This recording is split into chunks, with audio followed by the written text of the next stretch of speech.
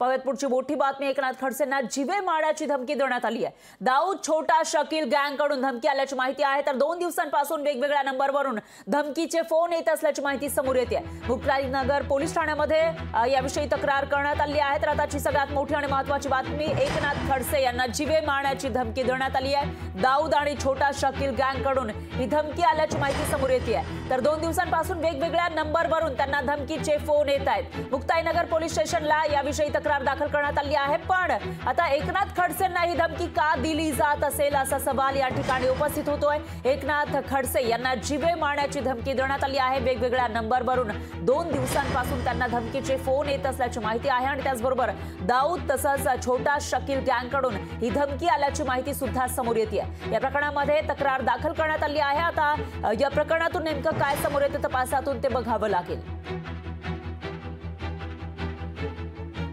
आणि याविषयी अधिक माहितीसाठी आपले प्रतिनिधी मंगेश जोशी हे आपल्यासोबत थेट जोडले गेले आहेत। मंगेश, काय सांगाल? एकनाथ खडसे जे मागील काही दिवसांपासून पक्षांतरामुळे चर्चेत होते पण आता धमकीमुळे चर्चेत आले आहेत, त्यांना जीवे मारण्याची धमकी दिल्याचं कळतं। नेमके कोण आहेत हे ज्यांनी धमकी दिलेली आहे? काय अपडेट्स आहेत याविषयीचे?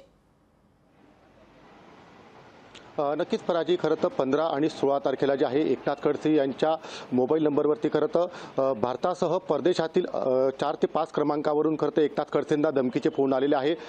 छोटा शकील आणि दाऊद या नावाने खरं तर हे अज्ञातांकडून एकनाथ खडसेंना धमकी आल्याची माहिती स्वतः एकनाथ खडसे यांनी लोकशाहीशी बोलताना दिलेली आहे।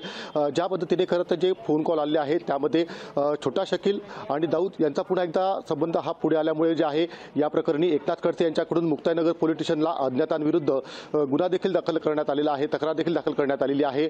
मात्र हा कोणीतरी खोडसाळपणा केल्याचा प्रकार असल्याची शक्यता जी आहे ती एकनाथ खडसेंकडून वर्तवण्यात आली आहे।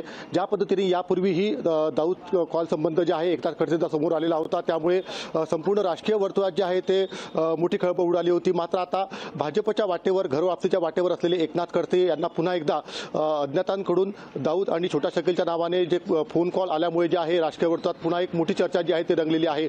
एकंदरीतच या प्रकरणात आता मुक्ताईनगर पोलिसांकडून देखील गंभीर प्रकारे जे आहे दखल घेऊन तातडीने तपास यंत्रणा जी आहे ती कामाला लागलेली आहे। यामध्ये काही कॉल जे आहेत ते लखनौ इथून आल्याची माहिती समोर येत आहे। तर इतर फॉरेनचे काही जे नंबर आहेत, परराज्यातील नंबर आहेत, इतर देशाचे नंबर आहेत, याची देखील तपासणी जी आहे ती आता पोलिसांकडून केली जात आहे।